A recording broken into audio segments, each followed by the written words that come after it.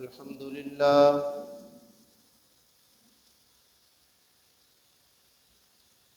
لله الذي شرفنا على سائر الأمم برسالة من اختصه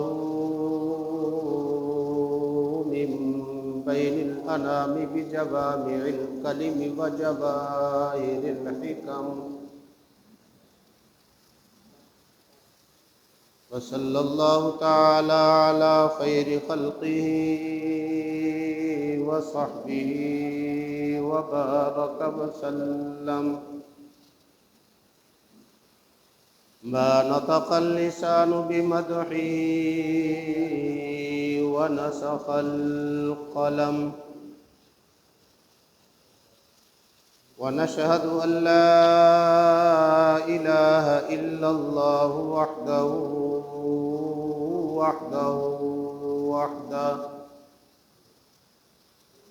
لا شريك له ولا نذير له ولا معين له، ونشهد أن سيدنا وسندنا ومولانا محمدا عبده ورسوله. أما بعد، فأعوذ بالله من الشيطان الرجيم. بسم الله الرحمن الرحيم.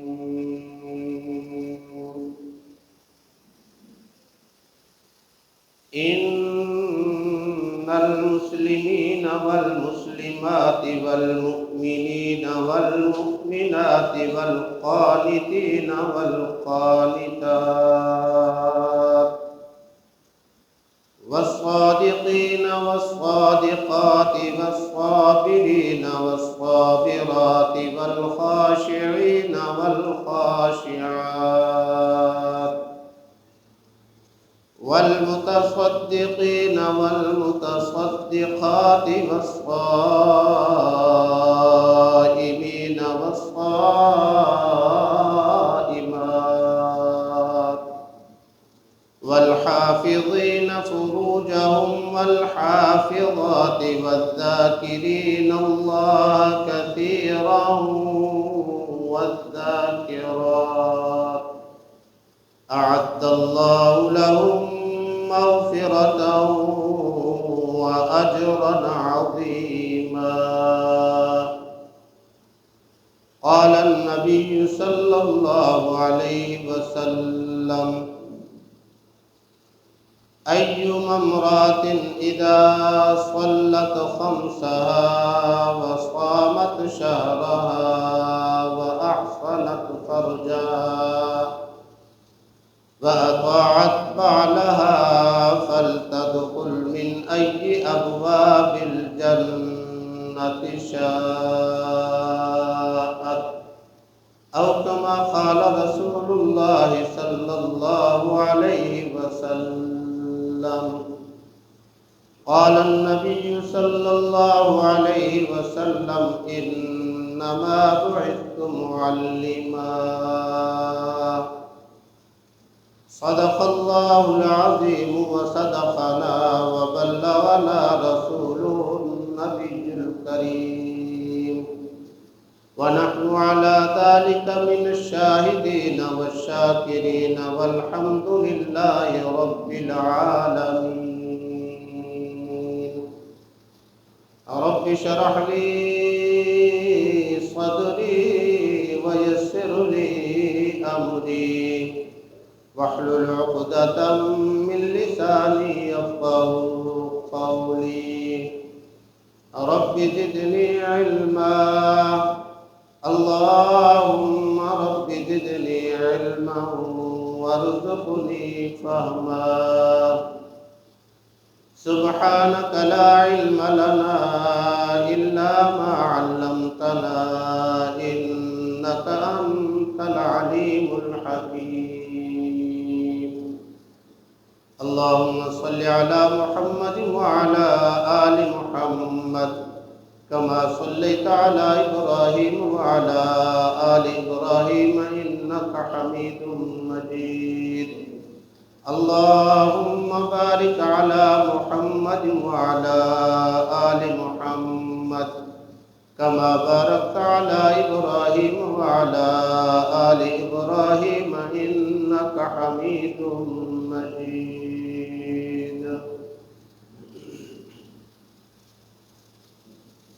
سب سے پہلے میں ان حضرات سے گزارش کروں گا جو ابھی تک گھروں میں یا باہر دکانوں پر اس انتظار میں ہیں کہ نماز جمعہ کا وقت ہوگا تو مسجد میں جائیں گے.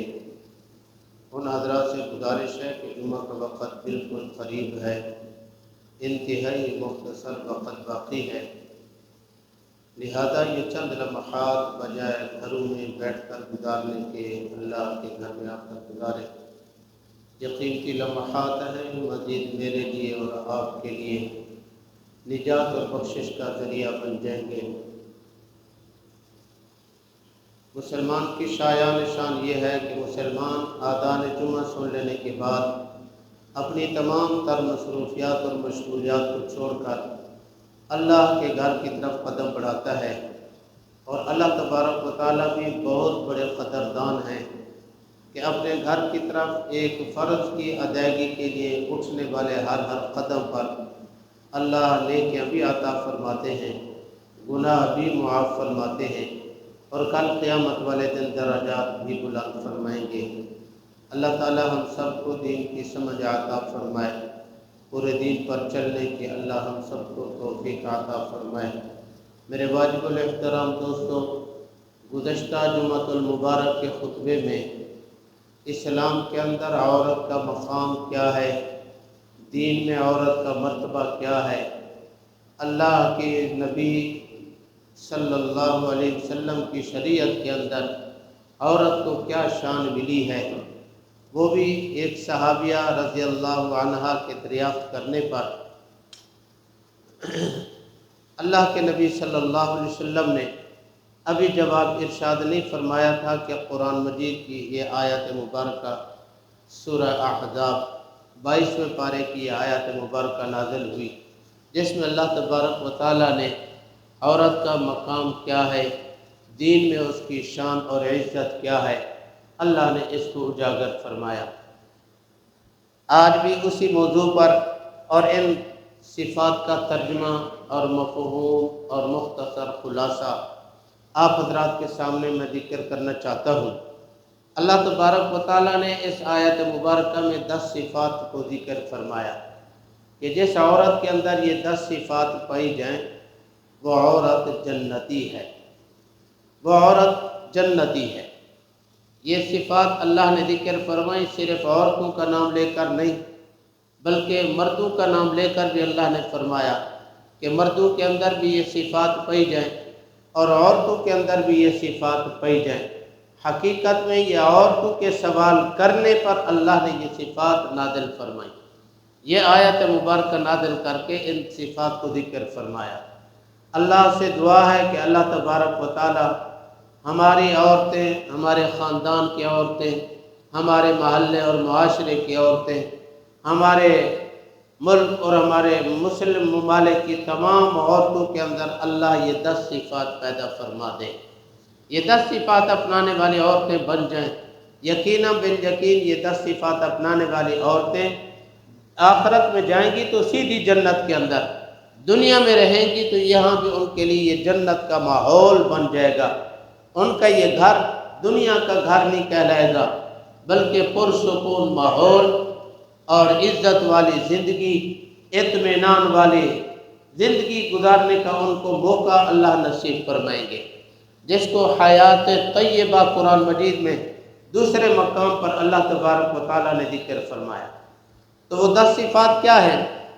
میں اور آپ توجہ اور دھیان سے ان صفات کو سنیں گے اور اس غرض سے سنیں گے کہ انشاءاللہ یہ 10 صفات میں اپنے اندر بھی پیدا کروں گا اور اپنے گھر میں جا کر اپنی عورتوں کو بھی بتلاؤں گا، تاکہ یہ 10 صفات میری بیوی، میری بہن، میری ماں، میری بیٹی، میرے متعلقہ عورتیں جتنے بھی تعلقات والی ہیں، خاندان والی ہیں، عزیز و اقارب اور رشتہ دار عورتیں ہیں، ان کو میں یہ بتاؤں گا اور ان عورتوں میں سے کوئی ایک عورت بھی میرے کہنے اور سننے کی وجہ سے 10 صفات کو اپنانے والی بن جائے، 10 صفات میں سے کوئی جتنی بھی صفات اپنے اندر پیدا کر لے گی، یقیناً بالیقین جہاں وہ جنت کے حقدار بنے گی وہاں میرے لیے بھی اجر و ثواب کا ذریعہ بنے گا۔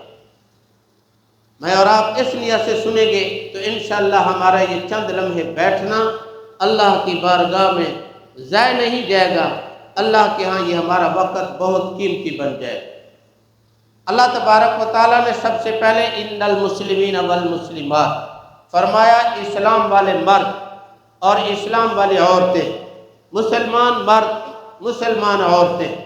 اسلام مسلمان اسلام سے ہے، اسلام تابعداری کو کہتے ہیں، جو اپنے آپ کو اللہ کے حکم کے تابع کر دے، جو اپنے آپ کو شریعت محمدیہ کا تابع کر دے۔ انسان اپنے جسم کے اعضاء سے شریعت کی فرما برداری کرنے والا نظر آئے، اس کو کہتے ہیں مسلمان۔ دوسرے نمبر پہ یہ اعمال کرنے والا انسان اس وقت تک یہ عمل قابل اعتبار نہیں جب تک دل کے اندر ایمان نہ ہو، اس لیے اللہ نے دوسری صفت ذکر فرمائی، والمؤمنین والمؤمنات، ایمان والے مرد ایمان والی عورتیں، یعنی جن عورتوں کے دلوں میں ایمان ہے، اللہ کی ذات پہ پورا یقین ہے، اللہ کے فرشتوں پہ یقین ہے، اللہ کے رسولوں پر ایمان ہے، اور اچھی بری تقدیر پر ایمان ہے، مرنے کے بعد دوبارہ اٹھنے پہ ایمان اور یقین ہے، آسمانی کتابیں اور صحیفے جتنے بھی نازل ہوئے ان کے برحق ہونے کا یقین اور ایمان ہے۔ تو ایمان بھی ہو، اسلام بھی ہو۔ یہ اللہ نے عورتوں کے لیے یہ دوسری صفت ذکر فرمائی، اس لیے کہ عام طور پر عورتوں کے اندر یقین کی کمزوری پائی جاتی ہے۔ اللہ نے فرمایا عمل بھی کرو اور یقین بھی درست کرو، اعمال بھی ہوں اور ایمان بھی ہو۔ یہ دو صفات اپنے اندر عورتیں پیدا کر لیں، یہ ایماندار عورتیں کہلاتی ہیں، اور یہ ایماندار عورتیں جنت کے حقدار اور وارث بن جائیں گی۔ تیسری صفت اللہ نے ذکر فرمائی، والقانتین والقانتات۔ قانتہ قانتین قنوت سے ہے، قنوت کا معنی فرما برداری کرنے والی عورتیں۔ یہ فرما برداری اللہ کی کریں گی تو اسلام کے اندر ہے، خاوند کی کریں گی تو قنوت کے اندر ہے۔ والقانتین والقانتات، خاوند کی فرما برداری کرنے والی عورتیں۔ یہ خاوند کی فرما برداری شریعت کے اندر اتنی لازم ہے، اتنی لازم ہے، شریعت محمدی کو عورت کے لیے اس خاوند کو مجازی خدا کہا گیا ہے۔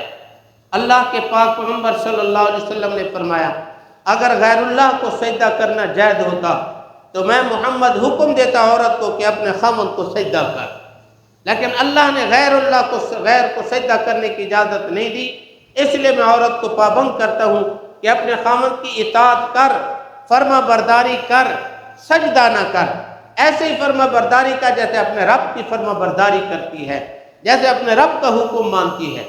چنانچہ حدیث کی کتابوں میں ایک واقعہ لکھا ہے، جناب رسول اللہ صلی اللہ علیہ وسلم کے دور مبارک میں ایک گھر تھا، 2 منزلہ مکان ہے، اوپر کے منزل میں حصے میں خاوند بیوی رہتے ہیں، نیچے کے حصے میں اس عورت کے ماں باپ رہتے ہیں، دونوں ایک ہی مکان میں رہتے ہیں، بیٹی اور داماد اوپر، ساس اور سسر نیچے، یہ مکان میں تقسیم ہے۔ خاوند باہر جانے لگا، تجارت کی غرض سے سفر پہ جانے لگا، بیوی کو کہتا ہے جب تک میں واپس نہ آؤں ان مکان سے نیچے نہیں اترنا، میں آؤں گا تب نیچے جانا، ایسا نہ ہو کہ اپنے ماں باپ کی کوئی نافرمانی کر بیٹھے، ایسا نہ ہو ماں باپ کی بے ادبی کر بیٹھے، ایسے نہ ہو میرے آنے سے پہلے تو اپنے ماں باپ کا دل دکھا دے، نیچے نہیں آنا جب تک میں اجازت نہ دوں۔ بیوی نے حامی بھر لی، فرما برداری کا کہہ دیا، یقیناً میں ایسے کروں گی۔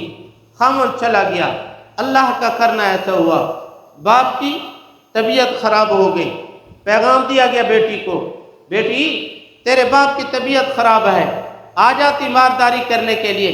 اس نے کہا میرے آقا صلی اللہ علیہ وسلم سے مسئلہ پوچھئے، میرے خاوند نے مجھے نیچے آنے کی اجازت نہیں دی، میں باپ کی تیمارداری کے لیے جاؤں؟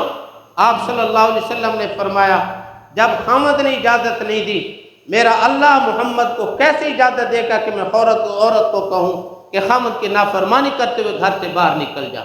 میں محمد اجازت نہیں دیتا۔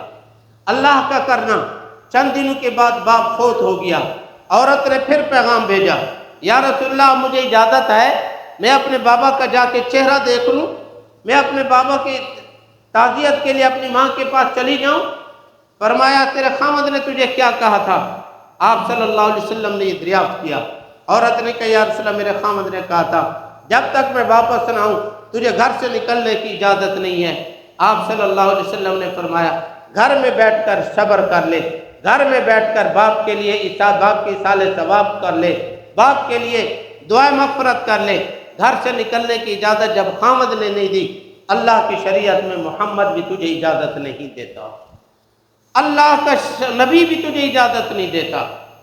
چنانچہ جنازہ لایا گیا اوپر، بیٹی نے وہی ماں باپ کا منہ دیکھ لیا لیکن گھر سے باہر نہیں نکلی۔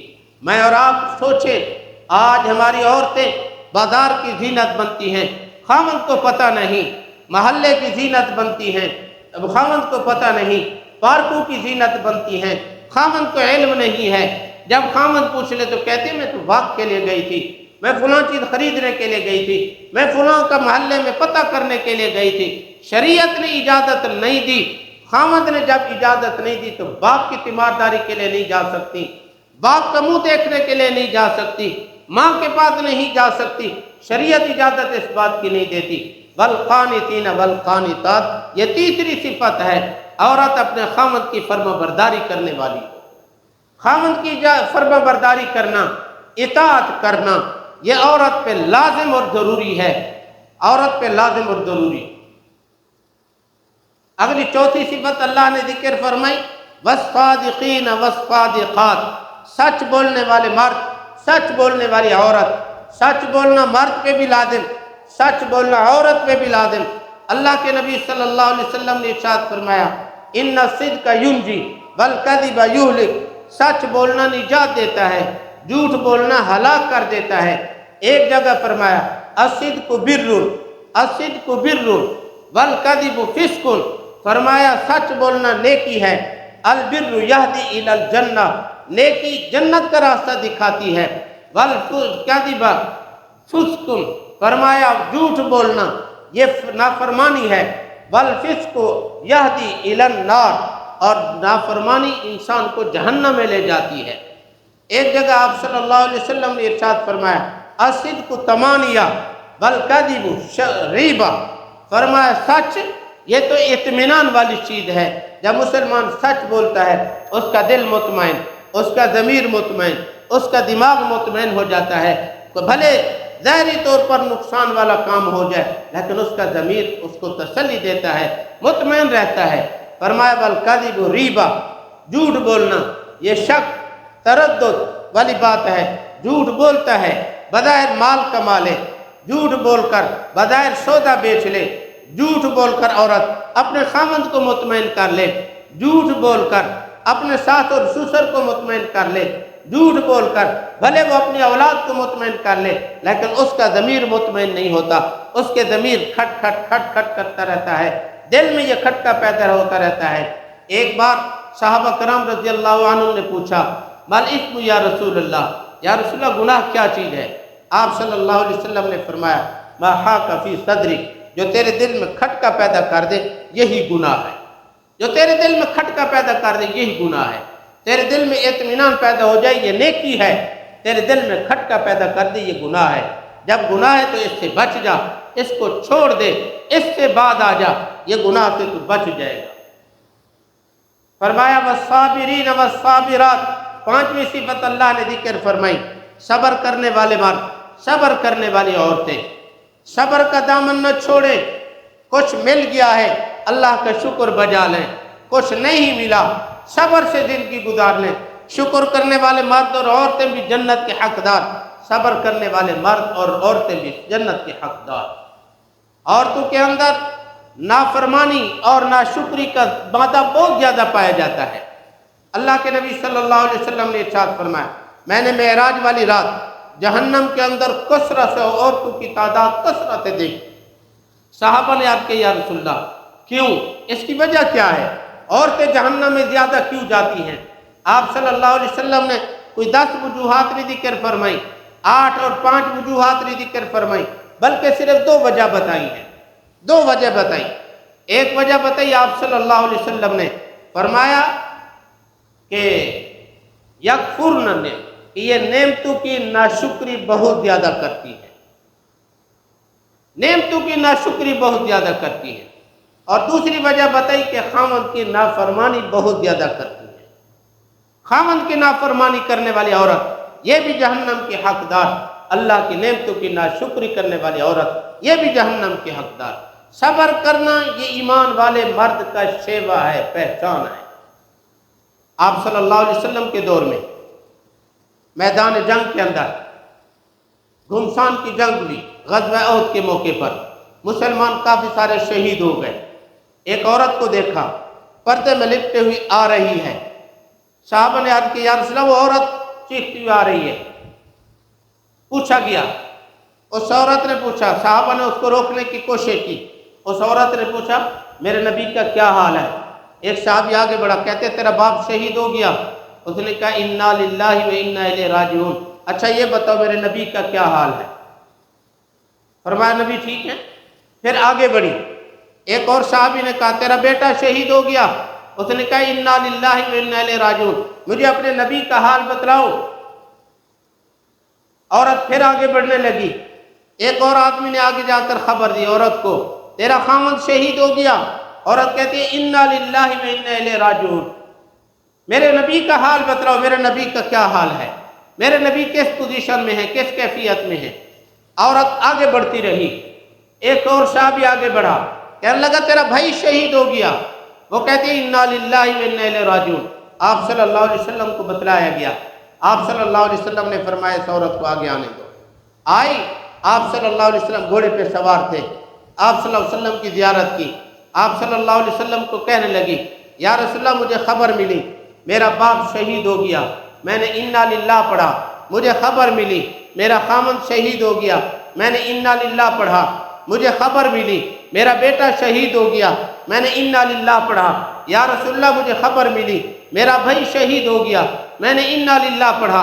میں صرف آپ کا دیدار کرنے کے لیے بے تاب تھی، آپ صحیح سلامت موجود ہیں، مجھے باپ کا غم نہیں، مجھے خاوند کا غم نہیں، مجھے بیٹے کے صدمہ نہیں، میرے بھائی کے جدائی کا غم نہیں ہے، آپ صحیح سالم ہیں، میں مطمئن ہوں۔ اللہ کے نبی صلی اللہ علیہ وسلم نے انہی صبر کرنے والی عورتوں کے متعلق فرمایا جو عورت صبر کرنے والی ہوگی فرمایا وہ جنت کی وارث اور جنت کی حقدار ہے۔ ہماری عورتوں کے اندر نافرمانی اور ناشکری بہت زیادہ پائی جاتی ہے۔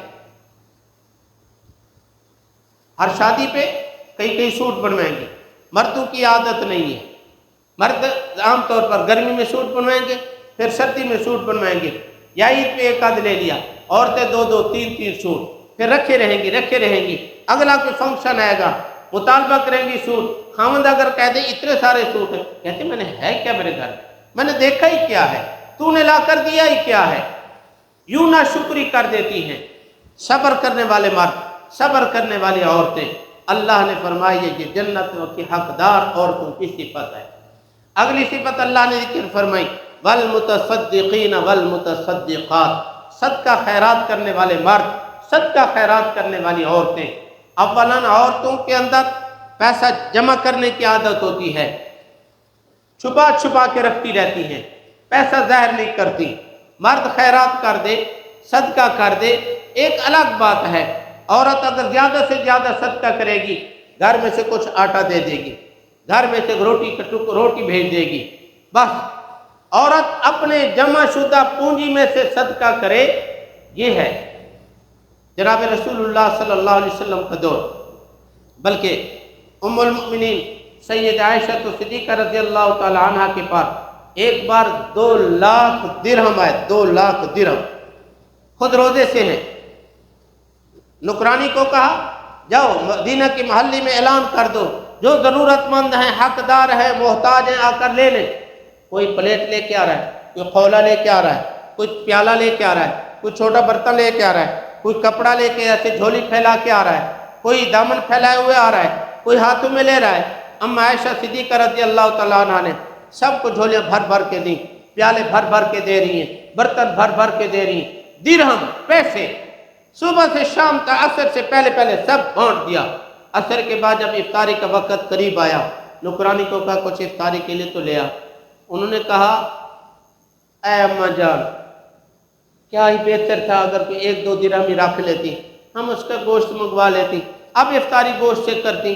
ام المؤمنین نے ایسے ماتھے پہ ہاتھ مارا اور کہا او کملی، تو نے پہلے یاد کیوں نہیں دلایا، تو نے پہلے کیوں نہیں یاد دلایا؟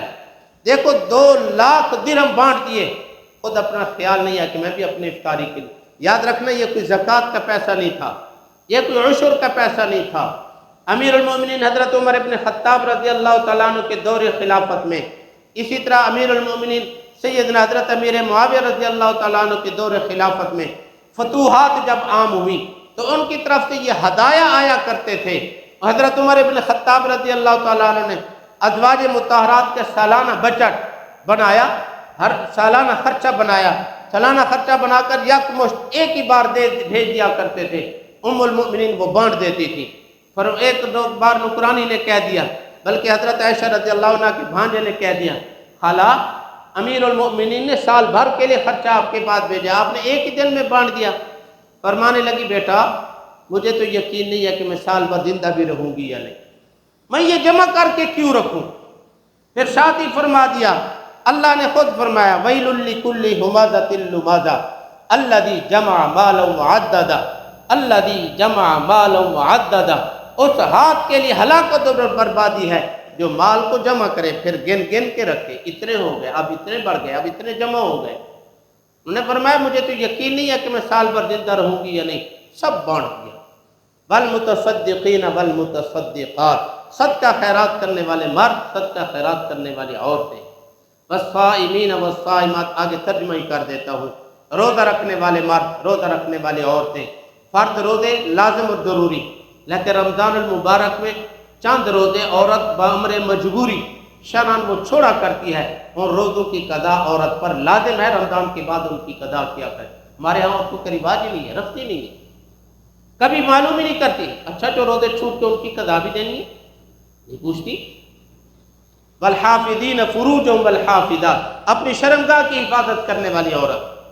فقہاء نے مسئلہ لکھا ہے اگر کوئی درندہ، اگر کوئی بدباش، اگر کوئی کمینہ عورت کی عزت پہ ہاتھ ڈالنا چاہے، عورت اپنی عزت بچانے کے لیے آگ کا جلتے ہوئے تندور میں چھلانگ لگا لے، اپنے آپ کو آگ لگا دے، اپنی عزت بچا لی، یہ خودکشی نہیں ہے، یہ عورت شہید ہے۔ پانی کے کنویں میں چھلانگ لگا کے اپنی عزت بچا لے اور اپنے آپ کو موت کے منہ میں اتار دے، یہ عورت کے لیے خودکشی نہیں ہے بلکہ عورت شہیدہ ہے، اپنی عزت بچانے والی عورت۔